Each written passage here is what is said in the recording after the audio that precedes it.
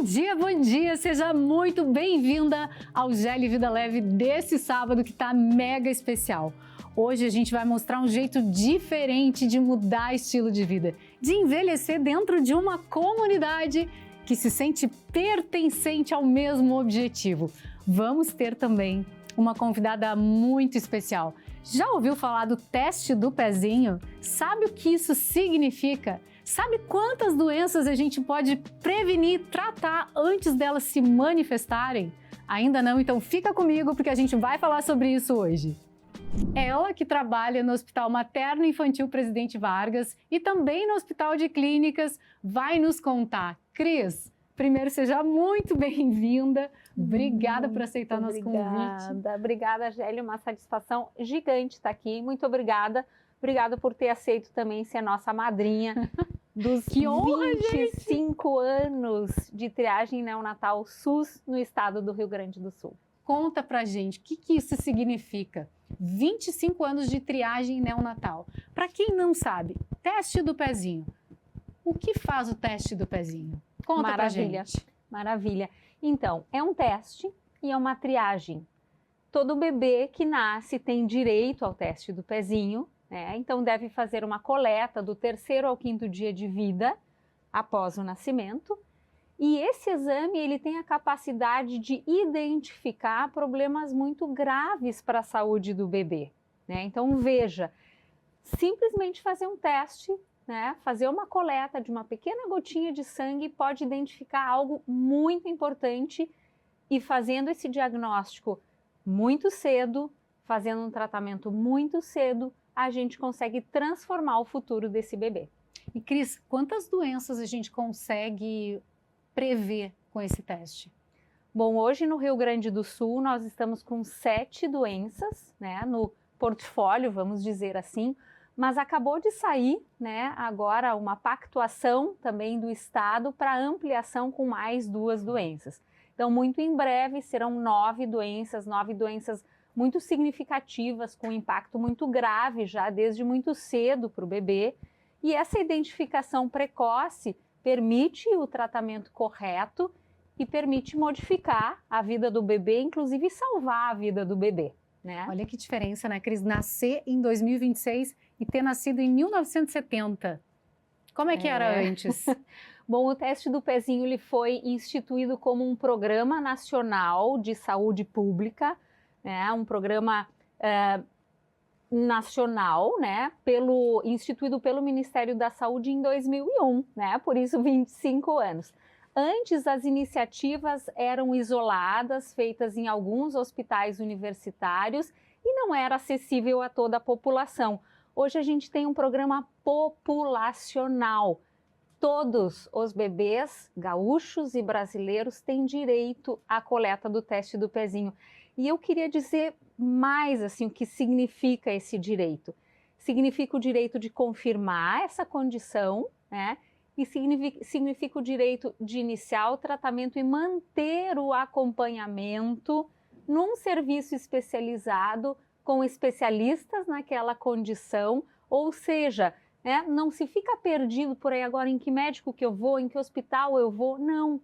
Sai o resultado do teste do pezinho no SUS e a família é procurada, acionada com a consulta agendada já no Hospital Materno Infantil Presidente Vargas. Tudo de forma gratuita? Gratuito, disponível para a população. Ao tratamento? Exatamente. Tudo. Fantástico. Nossa, fantástico. Que coisa linda. lindo. E como é que as mamães, nasceu meu bebê, para onde eu vou para fazer o teste do pezinho? Qual o lugar que eu procuro? No SUS, as coletas são nas unidades básicas de saúde e nas maternidades quando o bebê fica com mais de 3 dias de vida. Quando a família opta por fazer pela saúde complementar, né, quando recebe essa orientação do pediatra, existem alguns laboratórios privados que também fazem o teste do pezinho, né? A diferença é que não faz parte de um programa como existe o programa no SUS. E eles têm que notificar também. Existe uma base de dados em que esses testes são todos notificados para que a gente fale em números?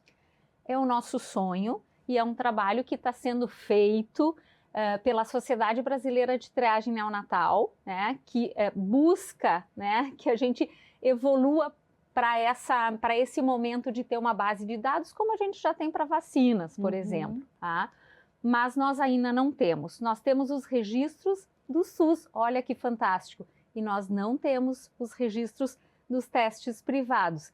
Embora aqui no estado, em 2020, com base num caso até não muito feliz que a gente teve a oportunidade de participar, nós conseguimos que o estado desenvolvesse uma portaria para pedir que os laboratórios notificassem os privados, né? Ainda não acontece de forma muito equânime. Então, na dúvida, a orientação do serviço de referência em triagem neonatal seria coleta no laboratório indicado pelo seu pediatra, mas coleta também no SUS. Sim. Isso vai te dar a garantia de ser pescado por esse programa, né? E ser levado diretamente ao serviço de referência, onde os profissionais são especializados nesse assunto. Isso indiferente da condição financeira, né, Cris? Indiferente. Tá Nós acolhemos números, todos, né? Então, é um programa para todos.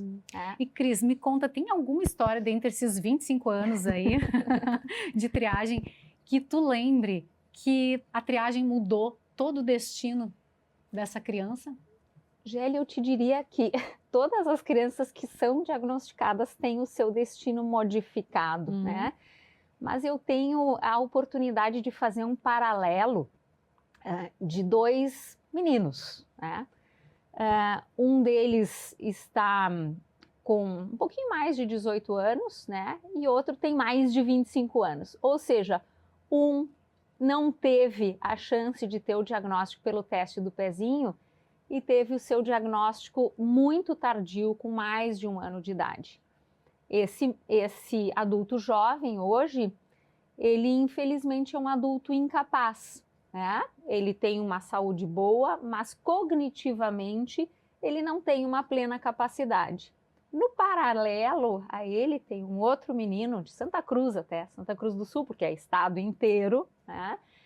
Que é o primeiro aluno da classe, foi o primeiro aluno da classe, agora está finalizando a parte escolar, entrando na universidade, formado então na escola com láureas acadêmicas, porque foi diagnosticado em tempo, família tratou sempre muito direitinho, né? Então, é essa a diferença, ter a oportunidade de ter o diagnóstico cedo e ter a oportunidade de receber o tratamento que vai garantir a plenitude da tua condição física e da tua condição intelectual, porque tem algumas das doenças que impactam no desenvolvimento cerebral, olha só, né? E que não são diagnosticadas durante a gestação, isso é importante falar, né? Não são diagnosticadas. É outra rota, né? É outra rota, é a rota do bebê, né? Claro que tem uma das condições que até tem a ver com a mãe, com uma toxoplasmose congênita, por exemplo, mas que tem a oportunidade também de ser diagnosticado na gestação. Mas essas outras condições, elas são desvios de rota do metabolismo, né? Desvio de rota do funcionamento adequado do corpo, né? Então, por exemplo, né, nesses 2 casos, é a falta da produção do hormônio da tireoide, tá? Que é bem teu chão, né? Exatamente, a parte de hormônios é bem meu chão, né? E assim, a população pode não ter o conhecimento, mas o hormônio da tireoide é fundamental para o funcionamento do cérebro. Imagina um bebezinho que nasce todo molinho ainda e tem que terminar o primeiro ano de vida caminhando e falando as suas primeiras palavras, tudo isso diria que depende. Não tem o comando, né, Cris? Não tem o comando, o hormônio da tireoide é isso, né? Isso, exatamente. Não tem pilha vazia, pilha fraca, sem bateria no celular, se não tem o hormônio da tireoide. É mais ou menos por aí. E quais outras doenças que essa triagem pode diagnosticar precocemente? Bom, tem uma das condições que afeta diretamente a nutrição, tá? Por exemplo, o organismo não tem a capacidade de metabolizar, de trabalhar um aminoácido. Então, a dieta, né, precisa passar por uma readaptação. Essa doença se chama fenilcetonúria. Imagina, já precisa nas primeiras semanas de vida modificar a dieta da mãe, preferencialmente usar uma fórmula, né? Para que não tenha aquele aporte de proteína que vai desencadear um erro do organismo em processar esse nutriente. E o acúmulo, então, né, da falta desse processamento também gera dano cerebral. Olha que coisa, né? Então imagina que um simples diagnóstico muda todo o caminho dessa criança, né? Muda todo a o caminho. vida da família, Muda né? todo o caminho. E a gente tem famílias, por exemplo, que têm filhos mais velhos, que não tiveram a oportunidade de diagnóstico pelo teste do pezinho, e bebês, então, né, filhos mais novos, que então tiveram essa chance. São crianças, são filhos diferentes dessas famílias, né? O filho que recebeu a chance do tratamento, plena capacidade funcional, física, crescimento, e o filho que não teve a mesma chance, com um comprometimento muito significativo. Então, são exemplos de condições, né, que realmente ninguém merece, né? Ninguém merece, nenhuma criança merece não ter essa chance. Qual é a doença mais diagnosticada em números, se a gente for falar neles, pela triagem? Dessas condições, o hipotireoidismo congênito é a mais frequente. No nosso meio, a gente tem essa estatística, 1 para cada 2.200 bebês nascidos no Rio Grande do Sul. Na conta, nascem 8.000 bebês mês no estado, são 4 casos novos mês, né?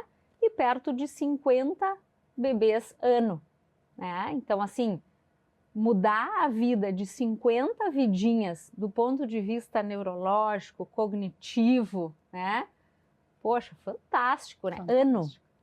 A gente já tem um acumulado nesses 25 anos de 3.000 casos, né? Perto de 3.000 casos. É muita gente, né? Bom, e como é que uma mãe leiga, assim como eu, né, consegue... Não fiz o teste do pezinho, digamos que eu não tenha feito. Como é que eu consigo perceber esses sintomas e qual é o tratamento caso eu não tenha feito essa triagem, tenha passado batido o primeiro ano de vida do meu filho? Olha, certamente, Gelli, o bebê vai dar sinais no atraso do seu desenvolvimento, atraso do crescimento, né? A gente tem um caso, por exemplo, de uma criança que não fez o teste do SUS, foi uma outra via, e não foi diagnosticada. Com 6 meses, o bebê não firmava o pescocinho, tá? Que firma aos 3, né? Com 6 meses, não firmava o tronco, que nessa idade tem que estar firme, né? Isso deveria ser percebido pelo pediatra, porque existe uma recomendação, então, de um segmento mensal do bebê, né? Mas como são doenças menos frequentes, nem todo pediatra acaba reconhecendo, mas é fundamental que haja um acompanhamento médico sistemático do bebê para que numa falha, eventual falha, né, de diagnóstico, se percebam esses atrasos, né, esse desvio de crescimento e desenvolvimento do bebê. Agora, existem doenças que são triadas no teste do pezinho, que se por alguma razão não fizer o teste, a criança pode ir a óbito na 2ª, 3ª semana de vida. Tá? Então, assim, não justifica em 2026 não coletar o teste do pezinho. E não tem nenhuma contraindicação, né? Isso que é importante, porque muitas vezes numa ação que a gente tanto ouve falar, nessa antivacina, as pessoas pensam, não, eu vou fazer nada, nem o teste do pezinho. Não tem absolutamente nada a ver uma coisa com a outra, né? Assim, são 2 programas de sucesso, o teste do pezinho e de vacinação, para os bebês fundamental, né? Então, realmente nada justifica. E assim, se alguém tiver algum medinho, né, a coleta dessa gotinha de sangue não à toa é no calcanhar, porque é uma região indolor para o bebê. Então, claro, ele vai ser cutucado ali, vai ser mexido, mas não vai ser algo que vá causar nenhum dano. Assim, um desconforto, talvez, mas o bebê não vai lembrar. Mas é um desconforto para causar conforto para o resto da vida, né? Nossa, Então, é para mudar o destino, né? Muda. É para mudar completamente o destino. Bom, gente, é de graça, é super acessível, é fácil, qualquer posto de saúde, qualquer hospital do SUS faz, né? Então não tenha por que não fazer. Vamos fazer então e vamos comemorar esses 25 anos, né? 25 anos de muito sucesso, de muitas vidinhas salvas, de muitas vidas transformadas. É um trabalho muito lindo. E obrigada pelo convite de ser madrinha desse Nossa, projeto. madrinha! Lindo, Muito amei. obrigada, muito obrigada. Ah, eu que agradeço. Cris, obrigada, adorei. Nossa, Seja sempre muito sensacional. Muito obrigada, obrigada. Sabe aquele sonho de envelhecer de forma saudável, de perder peso, de mudar a composição corporal, de ser uma pessoa diferente, ter o estilo de vida dos sonhos? Muitas vezes a gente não encontra apoio nas pessoas que convivem com a gente. Então, aqui tem uma foto do primeiro encontro do método Gele Vida Leve. Aqui está o time que escolheu envelhecer junto, de forma saudável, de forma leve. Esse é o grupo que se apoia, que caminha junto em direção a esses objetivos. Aqui nesse método, ele é completamente diferente daquilo que Desculpa, de novo. Esse é um método diferente daquilo tudo que tu já conhece, que tu pode imaginar. Nós temos suporte todos os dias da semana, a gente entrega o planejamento, nós temos apoio emocional, nós falamos com essas pessoas todos os dias, temos desafios e tudo acontece de um jeito leve, lindo e não esquece, entra em contato aqui pelo QR Code na tela e assiste o vídeo para ver como foi um pouquinho desse momento tão especial.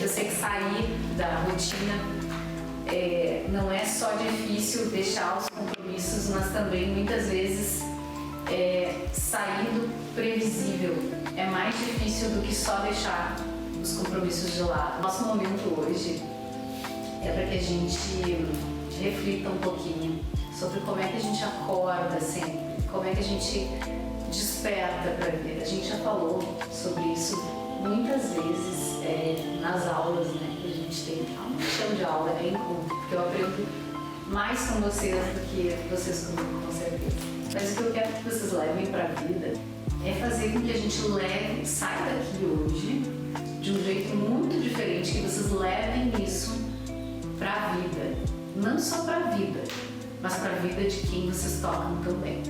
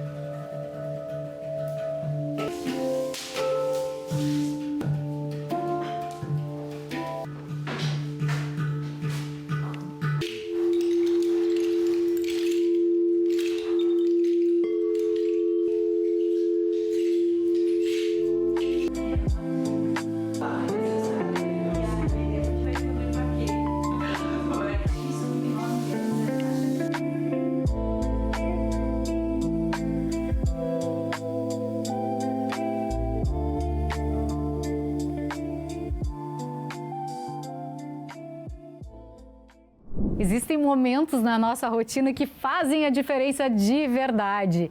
Eu tenho um momento que não deixo de lado de jeito nenhum, meu momento reserva do Vale. Esse é um café que é cultivado há mais de 30 anos em Vitória da Conquista, na Bahia, e chegou para conquistar o coração da gauchada. Então, assiste o vídeo para saber um pouquinho mais e escaneie o QR Code.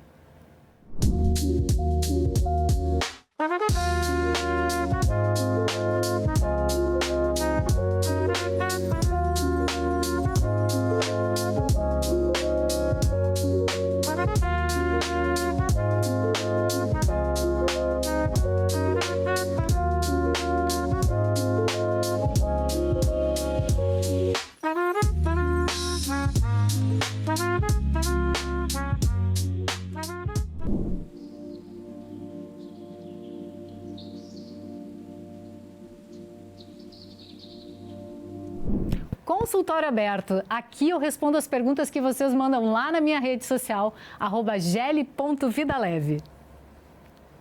Comer feijão todos os dias salva deficiência de ferro? Então, o feijão é sim uma fonte de ferro. Agora, se tu tiver com deficiência, que é muito fácil fazer deficiência de ferro, principalmente no climatério, onde os sangramentos são muito intensos e a gente sim perde muito ferro nessa fase. Bom, só comer feijão não vai salvar, até porque a biodisponibilidade do ferro do feijão é diferente. É em torno de apenas 5%. O feijão tem um ferro que a gente chama de ferro não M.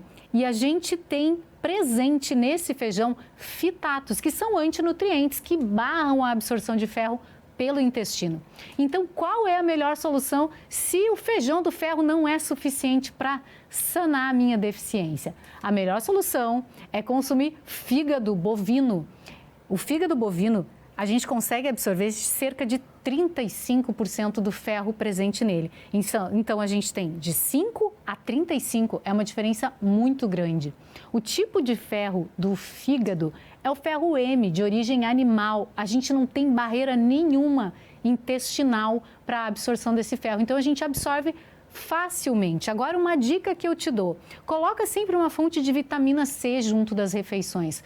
Uma laranja, uma acerola, frutas ricas em vitamina C ajudam e aumentam a absorção de ferro daquela alimentação. E o que tu deve evitar? Tomar café na sequência de uma refeição rica em alimentos que são fontes de ferro. O café bloqueia a absorção de ferro. Então, evita tomar o cafezinho logo depois do almoço. Dá uma pausinha aí de 30 minutinhos. Próxima pergunta. Géli, o que você come no café da manhã? Essa é uma curiosidade, gente. Comida de verdade. Eu como normalmente sempre igual, tá?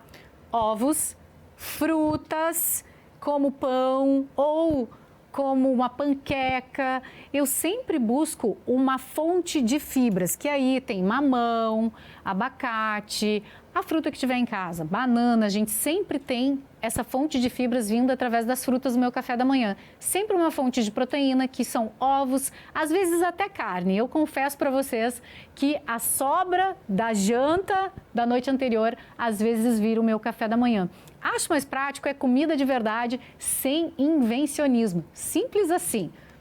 Normalmente, então, ovo, pãozinho, fruta, café, que nunca falta. Aliás, o Reserva do Vale é sagrado na minha manhã.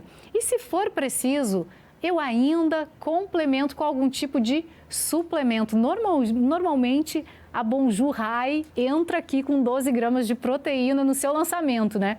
Então, essa é basicamente a minha alimentação do café da manhã. Simples assim. Vamos para a próxima pergunta.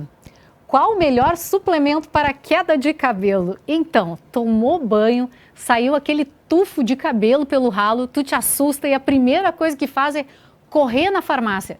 Compra shampoo anti-queda, compra todos os suplementos que a farmacêutica te indica, vai para casa e acha que isso vai solucionar a queda de cabelo.